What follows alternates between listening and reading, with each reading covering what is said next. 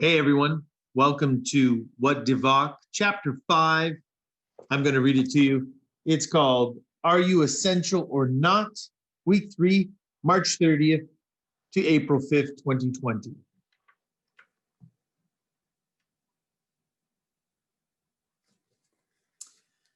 Nearing the conclusion of the 2-week stay-at-home government social distancing strategy, some folks are doing better with it than others. The one thing for sure is that Kate and Jake have bonded, as their current conversations have been the highlight of every day for each of them. Kate's stress level has increased as the virus starts to make its mark on the province, but she has been able to keep everyone in the household safe and healthy. But it's been a challenge for her parents. Evelyn desperately misses the hugs from Lizzie and getting out of the house to do her social activities. She has been coupled up with Monroe even more than she's accustomed to. Her hubby watches the news, complains, and is regular old grumpy self. Jake tries to keep busy, but he's bored. Fortunately, Kate's conversations have been a blessing. The truth is, hearing about Kate's day and what she's going through is remarkable and makes him like her even more. It also entices him to think twice about his own self-importance. All this chatter about essential and non-essential workers, it makes Jake feel like he's not the essential at all. Does essential mean important? He feels a little insignificant in the grand scheme of things, and he has never felt that way about himself before. Heck, he's always felt like he was rather super important, but with all this new time to think, the self-reflecting is on overdrive in his mind. Lando has become must-listen-to radio every morning. His ratings have skyrocketed with everyone being stuck at home.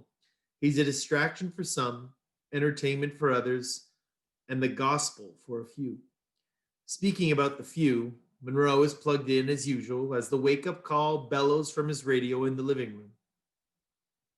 Today is a little different in the Celeste household, as Ryan must cut back on some of his work hours as his mandatory online high school has begun. He's no longer on vacation, as the Ministry of Education's words, which was the case at the outset of the pandemic.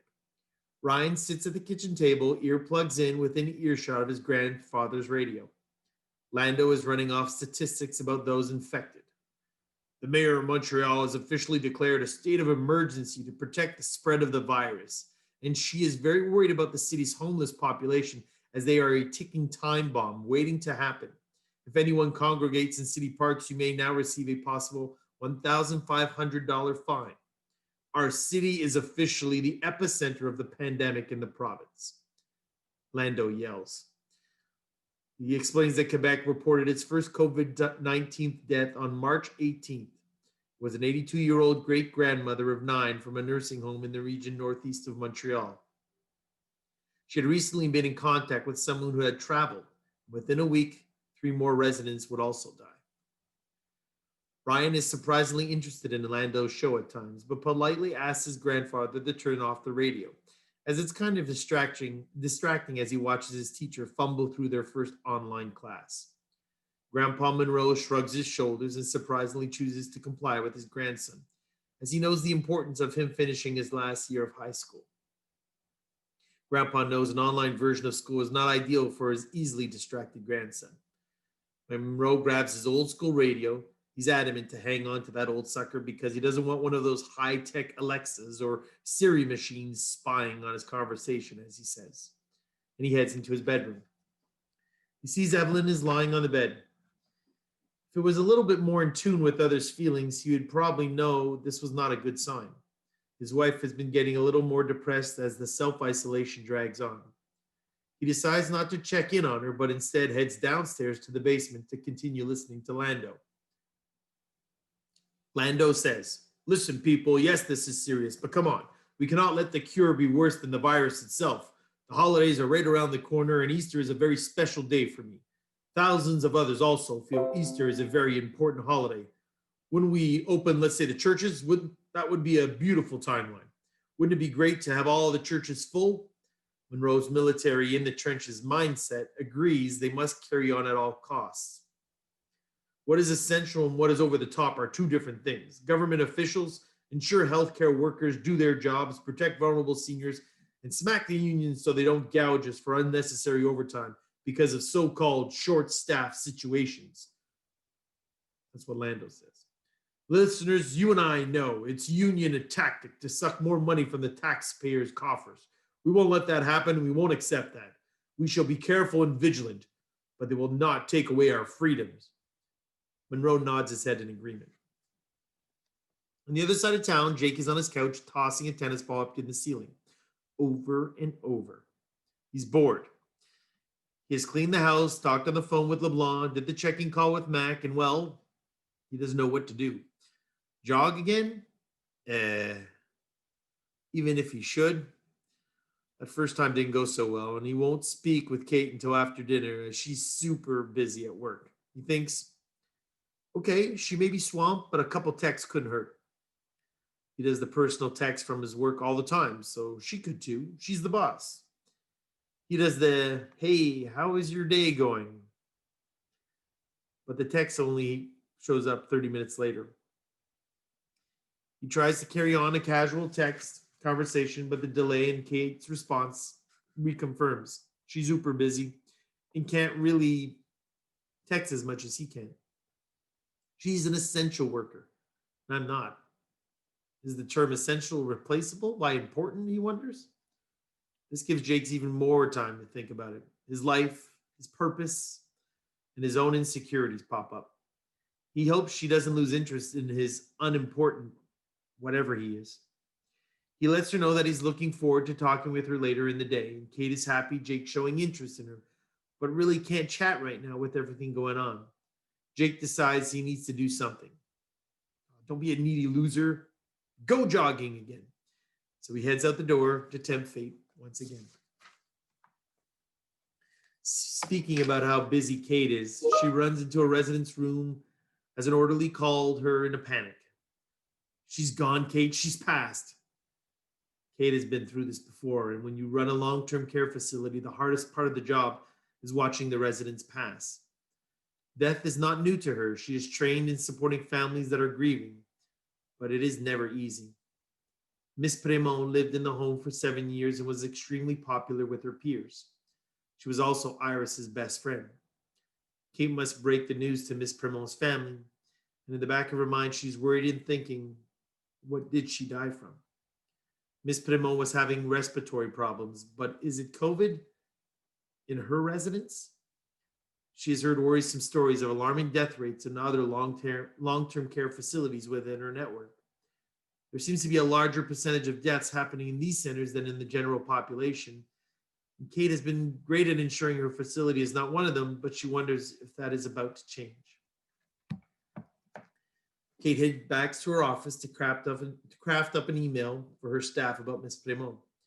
They need to maintain alertness and rigor at the forefront of all their actions.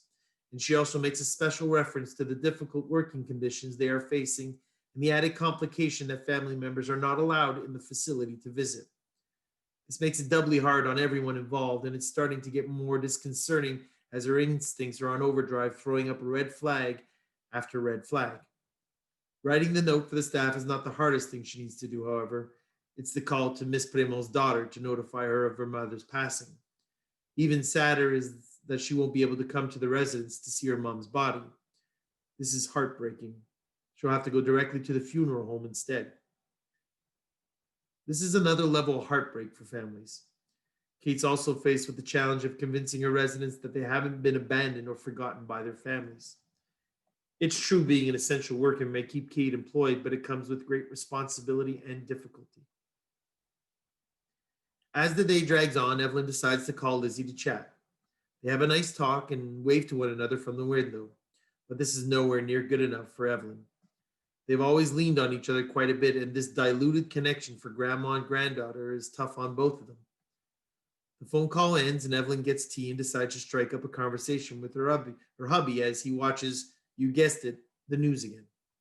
Monroe is immersed in another news report by Zoe Sassy, our favorite local reporter of all things COVID. She reports on those who are still working and those who have lost their jobs. Some essential workers seem obvious. They don't stop, like firefighters and police, while others deemed essential seem somewhat strange. especially when the reporter refers to the state of Florida and how they now consider wrestlers and that industry as an essential diversion to COVID-19. Monroe busts out laughing. Grown men tossing each other around in tights is essential? What kind of world are we living in? Evelyn is half listening to him, but sees that her husband has opened the door for a somewhat interesting conversation and decides to jump in. Dear, I'm not sure what world we are living in now. You are right about that. And I don't know about wrestlers, but I could sure use a hug from my granddaughter. Monroe doesn't pick up on his wife's sorrow again. And instead of hugging her and showing some affection, he jumps into, yeah, and what's with our son-in-law sitting outside in his car all day and not getting a real job? Monroe bites his tongue for Emma's sake, but unleashes his frustrations about William on Evelyn all the time. She replies, everyone is dealing with their thing in their own way. William has his way. You know that. Maybe he's having a hard time too. She pauses and she says, I miss Lizzie. I miss having her over. This socially apart business is hard on me. Whatever. He's a bum. He's always been a bum, and Emma's too good for him, is his only response.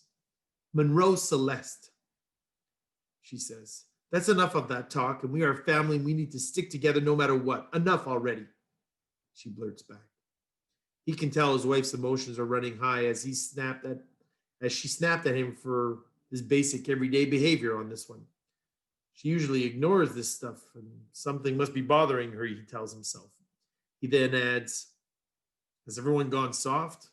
Always making excuses for others. Back in my day, men worked.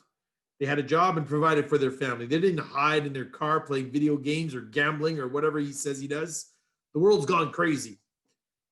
Evelyn, hoping she would at the outset get a positive distraction from her sorrow and maybe, just maybe, a loving moment with Monroe, leaves to her room. Inside the home, Lizzie sits alone in her room. She sporadically looks out at her father, who's on the phone and using his laptop playing online poker. He says playing poker in the car is the only place he can concentrate, where he won't be bothered by either his daughter or his wife. He contends his biggest jackpot was won from this car, so he's a little superstitious also. Well, that's what he says anyway. Emma is on a Zoom call with members from the vocational center going over the online supports for their hands-on learners. She is busy, busy, busy. Let's just say creating an online platform for vocational students in carpentry and auto mechanics or welding and hairdressing and horticulture were not part of the curriculum before. And while she's trying to keep her staff and students afloat, she hasn't lost sight of her daughter and checks in on Lizzie as much as she can. She takes play breaks to spend time with her, but she just can't get her husband to do the same. The relationship was waning before, and it's getting more and more difficult with the in-house quarantine. Emma feels that William is not doing enough for Lizzie or for her, and she lets him know it. Essentially, he's not interested in either of them, and Lizzie needs her dad. Jake makes his way back to his apartment, huffing and puffing, and he's laboring, but hey, he is upright. And as a matter of fact, he didn't throw up, he didn't trip, he didn't walk the whole way, and he didn't collapse on the sidewalk. This jog is considered a win. He plops on a sofa like a sweaty hog. A shower would have been a better choice at this point, and checks his phone for messages. The first one is from his boss, Pierre, who's checking in to see how he is. Unfortunately, it still looks like Jake may have to be on the unemployment line for longer than expected. There's no work or demand for their goods, and no answer is in sight. Pierre reiterates to Jake to ensure that he's getting the federal government salary subsidy. And Pierre also feels horribly as this is taking a financial toll on many of his staff. The financial hit for some, as bill payments and mortgages and other basic expenses continue to mount, is getting tough for some of them. Jake wonders, could the business be in jeopardy? This is getting serious. The second message was a scam phone call from some lowlife suggesting Jake had been in contact with someone who had contacted the virus and to send money now to book an emergency screening appointment and not get very sick. Jerks. Who falls for this nonsense, he thinks. And then he realizes a lot of people could. His dad, Arthur, heck, maybe even LeBlanc, knowing how prone he is to the conspiracy theories and all. He could have easily been duped by these fraudulent scammers. And finally, the third message is from Mac. He wants Jake to call him back as soon as he can. He said Arthur has been feeling a little fatigued today and wants his opinion. Jake figures it's best to call his dad back, then figures, okay, let's not overreact. He can wait 10 minutes. He'll take the shower first. That evening, Jake gets home a little later than usual, and it's been a rough day with all that's gone on. She wants to see how Ryan's first day online of schooling went. The four family members are now sitting at the table, and Kate is encouraged that Ryan stuck to his studies and didn't make fun of his teachers too much, especially poor Mr. Finolo, who tried his very best to make the online class run smoothly, but his technological incompetency took over with so many digital glitches and self-made problems. Mom, seriously, when the mute button is on, the guy couldn't even tell that none of us could hear him. He blamed all of us for turning off his microphone. It was hilarious.